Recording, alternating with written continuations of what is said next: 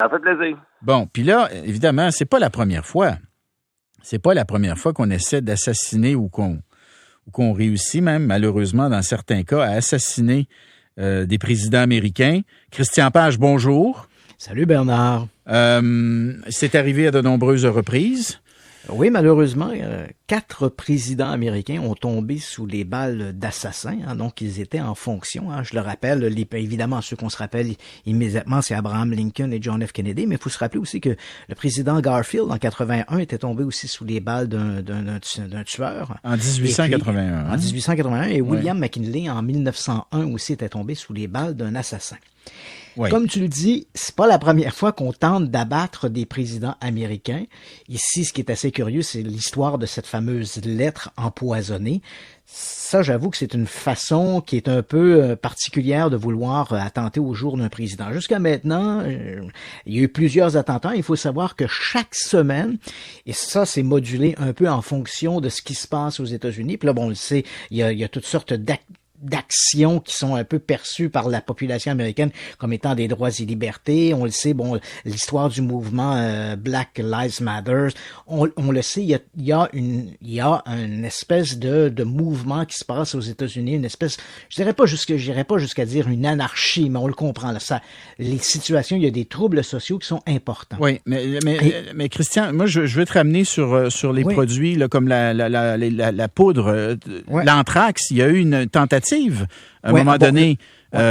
L'anthrax. J'ai pas rêvé, c'était George Bush, je pense, qui était à ce moment-là à la Maison-Blanche, exact? En fait, ça s'est produit quelques semaines après les attentats du 11 septembre 2001. Donc, on a envoyé à 5 grands réseaux d'information aux États-Unis et à 2 sénateurs américains ces fameuses lettres qui contenaient cette poudre, l'anthrax, qui est un dérivé du charbon, et qui, éventuellement, ont quand même occasionné la mort de plusieurs personnes. Il y a eu une vingtaine de malades, 22 malades, je crois, et 5 décès. C'était des personnes, je pense, qui, dans certains cas, travaillaient au poste, hein, c'est ça?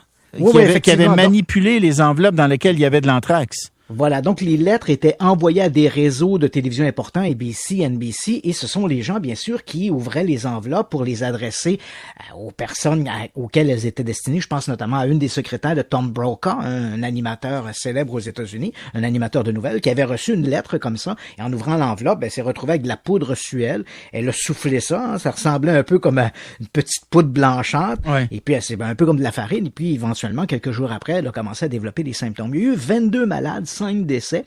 Et éventuellement, le FBI avait ciblé un individu, un certain Bruce Evans, qui était un chimiste qui faisait de la recherche pour trouver un vaccin contre l'anthrax.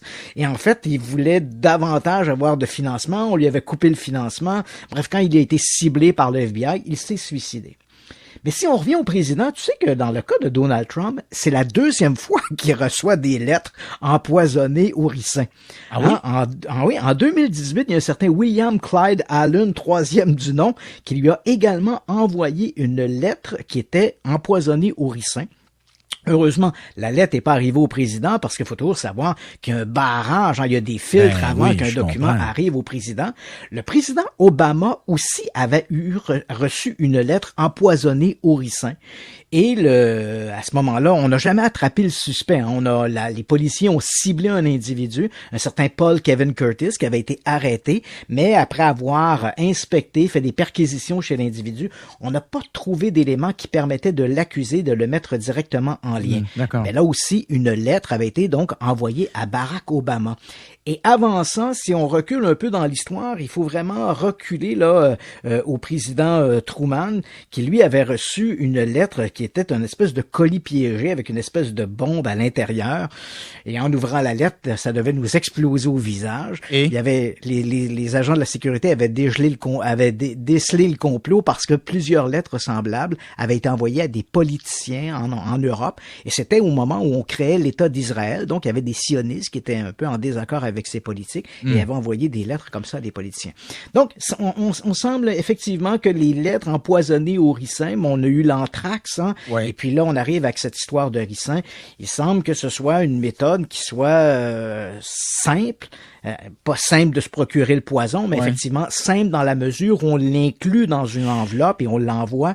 Et comme l'a mentionné notre chimiste, c'est un poison excessivement virulent. Dis-moi, Christian, d'en avoir un peu sur les doigts, se toucher les yeux, les muqueuses, et voilà, on est infecté et la mort survient rapidement. Je dois te laisser, mais je me demandais, comment on peut le trouver à l'état naturel, là, est-ce que ça a été utilisé à travers les âges, le ricin? Et si ta réponse c'est oui, à ce moment-là, j'aimerais ça qu'on s'en reparle vendredi dans ta chronique Mythes et complots.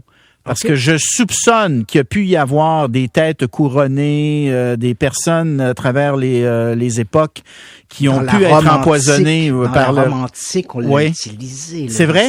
C'est vrai? Absolument. OK, bon, ben garde. On se laisse là-dessus, puis tu me prépares un petit spécial ricin. Puis si tu veux ajouter quelques poisons à travers ça, là, ça va être pas mal intéressant. Vendredi, OK? OK, ça marche, on s'en parle. C'était Christian Page, notre enquêteur Mythes et complots. On s'en va à la pause au retour. Vous savez qu'il y a une grève générale qui a été déclenchée dans les garderies en milieu familial. Et je soupçonne que pour certains d'entre vous, c'est un autre casse-tête qui s'ajoute à vos problèmes. Je pense à vous, les parents. Le ministre de la Famille va être avec nous après la pause pour nous dire comment il va gérer ça là, pour que ça se termine le plus rapidement possible.